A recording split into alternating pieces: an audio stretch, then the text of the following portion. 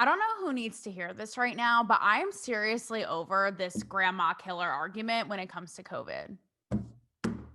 Snap a Rooney. You guys are like, oh my God, girlfriends, you are coming out of the gate, guns blazing and swinging today. You might be wondering, how does this conversation pertain to what you do, right? To media, etc. I'm going to get there, my little ladybugs. So you just sit tight. But I really want to talk about this sacrifice debate.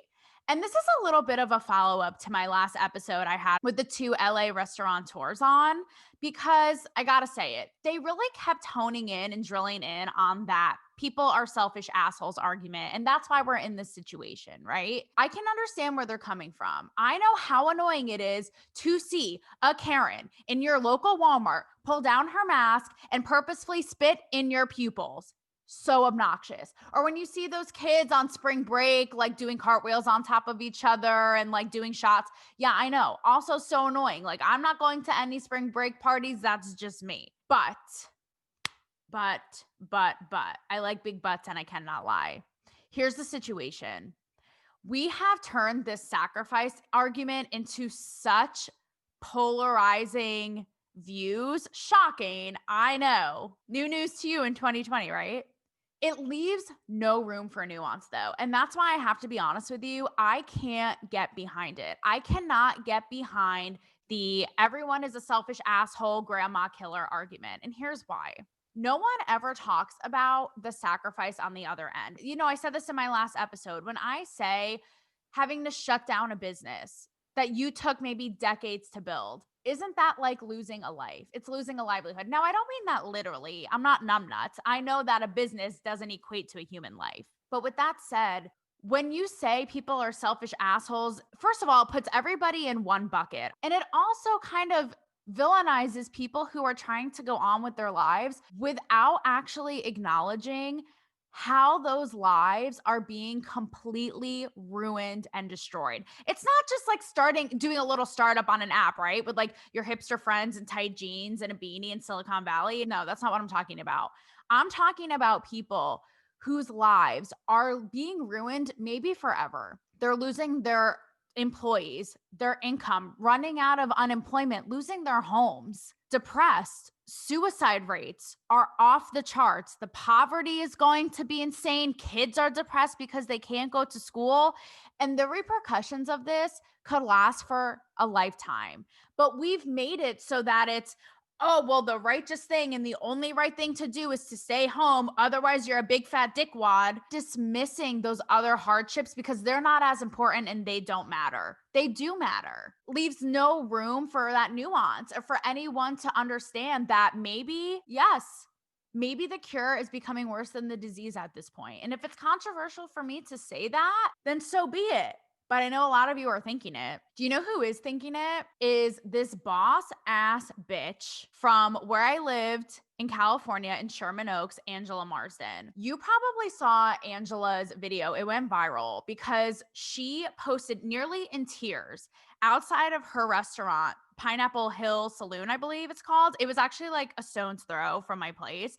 And next to In-N-Out, for those of you who know what's up. I got on the In-N-Out train like later in my time in LA, but I finally got on it nonetheless. But she does a video where she is nearly sobbing, mostly talking to, my fave man with a plan, Gavin Newsom and Eric Garcetti. And she basically says, how is this not okay? Because no more outdoor dining is allowed in LA. How is this not okay when I spent all of this money to make my establishment safe? And she shows a video of her place. And then she goes across the way, couple feet, couple tailors lined up. I'm only 5'1", so you do the math. And she says this is okay. And it's a catering setup for, which I'm going to explain in a second, for an NBC series. And she is in tears. And she's saying, I'm losing everything. This is destroying everything.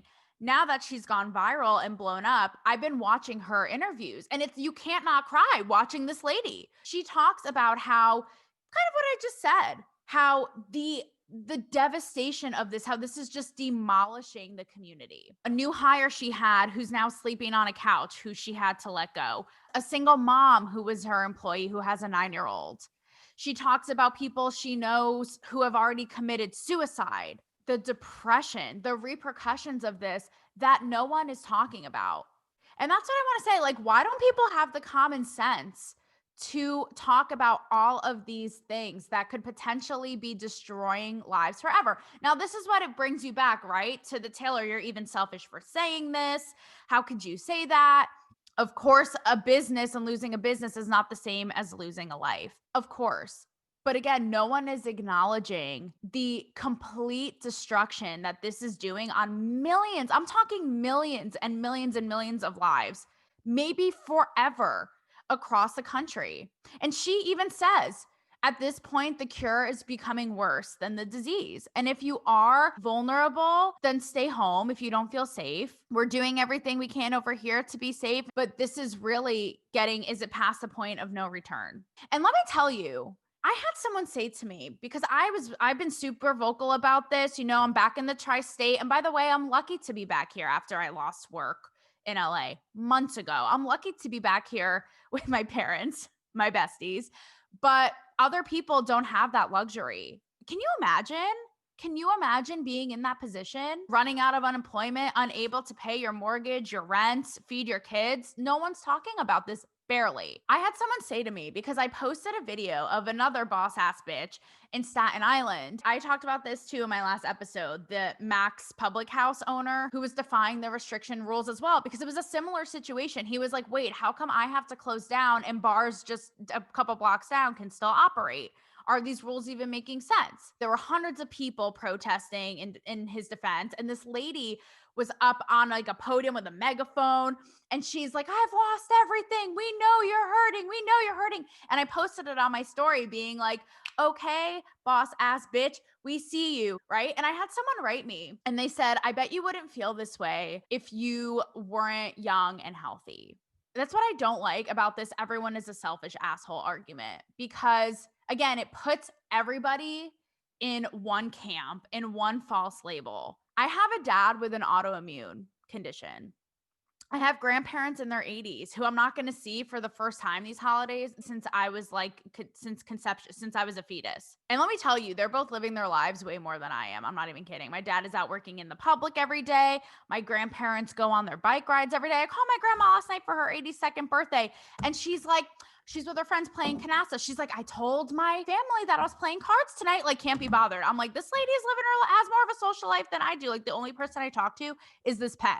And look, I'm blessed that I have family who are still vulnerable, but are in good spirits and are in good enough condition to do those kinds of things, right? I understand. I have friends who themselves have underlying conditions or are living with a parent who has one.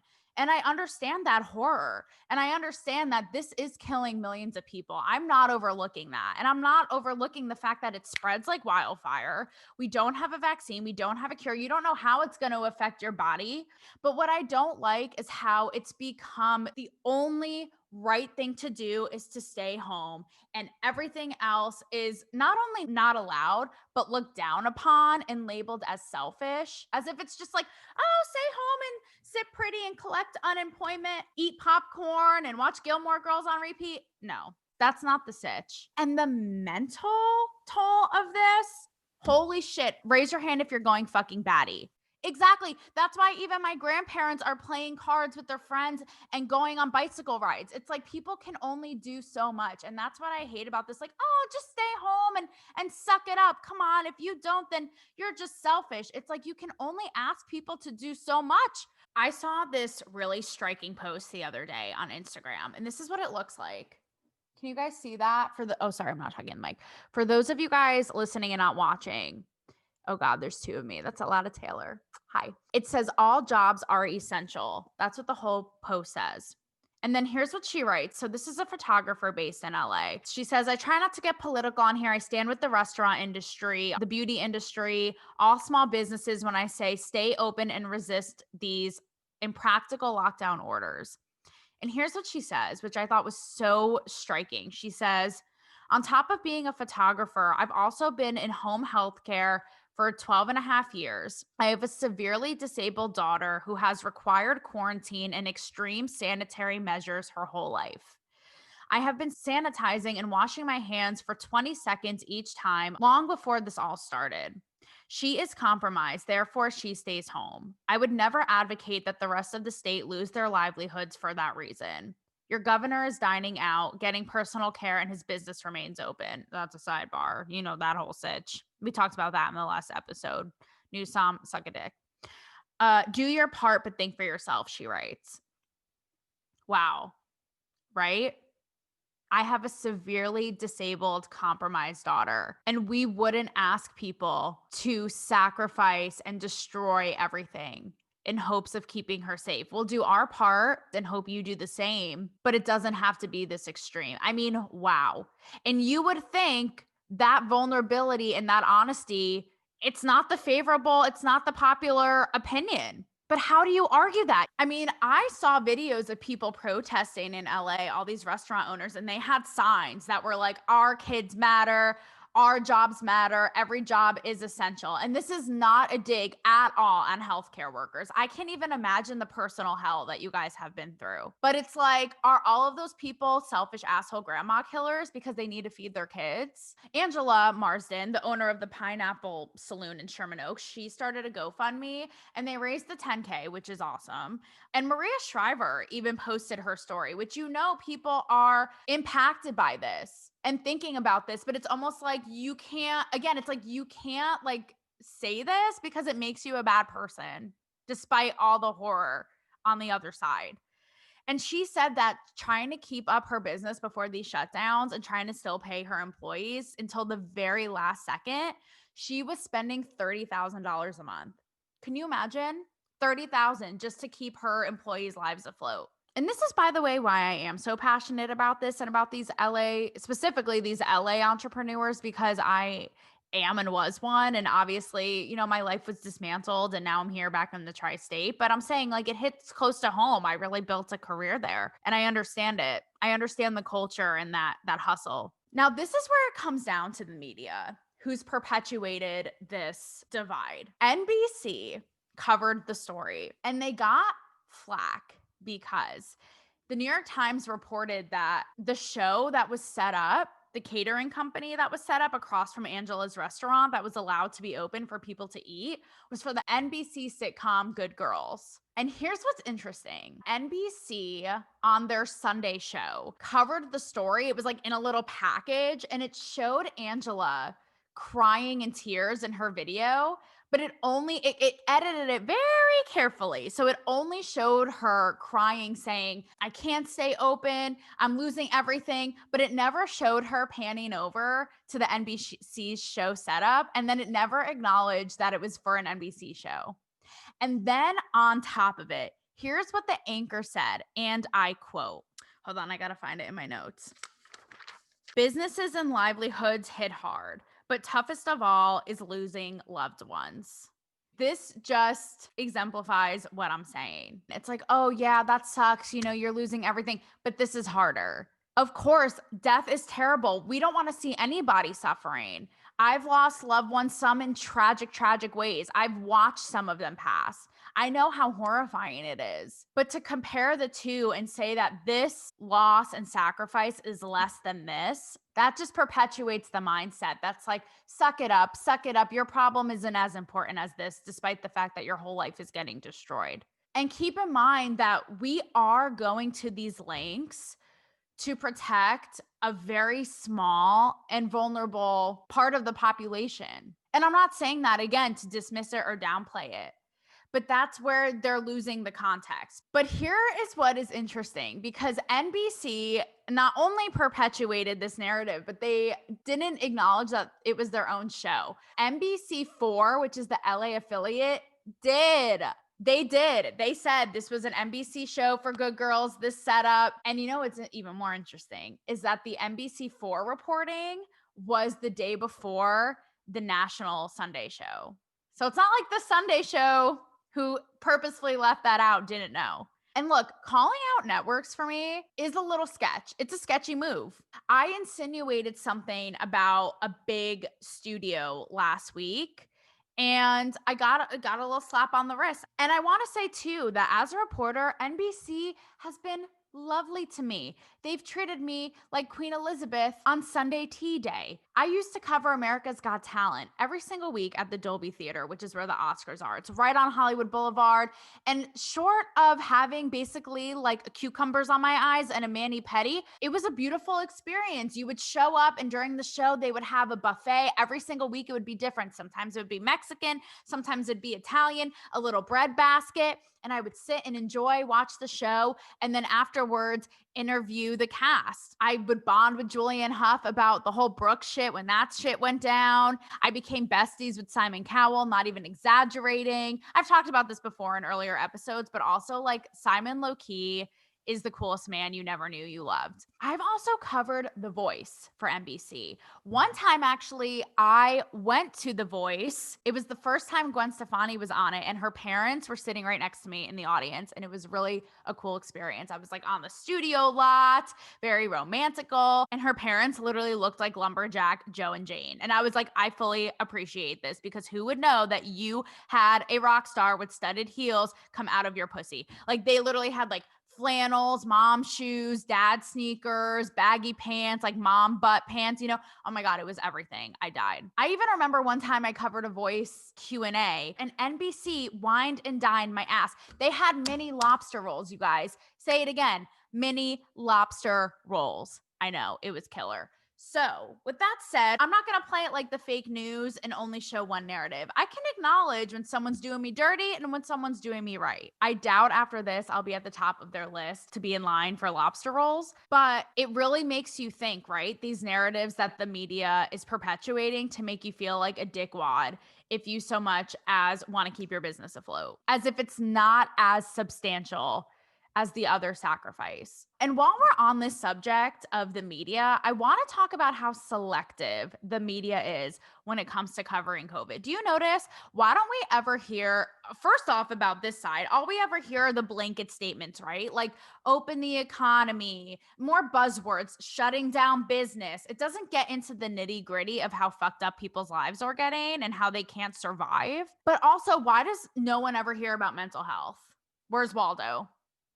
Because no one ever talks about it. I mean, I remember the most prominent piece is probably, I think The Atlantic did one in like May about where we're at with mental health. The New York Times just did one about teens and how they're suffering without being in school and, bringing a flask to prom, essential in a teenager's life. Yes. Sex in a limo, perhaps. And I think there was one other New York Times piece about mental health, like a couple months back, maybe in like August. That's it. Basically, from what I've seen, like, is mental health just going to be another buzzy, woke topic that comes and goes? Because if you guys remember, before COVID, mental health, we heard about it a lot. We heard mental health matters, depression awareness, anxiety awareness. They were like really buzzy, right? Celebs were starting to talk about it. And now suddenly it's gone with the wind. I know I'm struggling. I know I'm making light of it right now, but my gosh, it is mind numbing. The monotony every day of being like, okay, honestly, I feel like I'm in a Twilight Zone episode, and not in a cute way. It's getting a little freaky deaky. And I don't want to depress you, but I know that this is something that you guys are thinking about and talking about. And it's almost like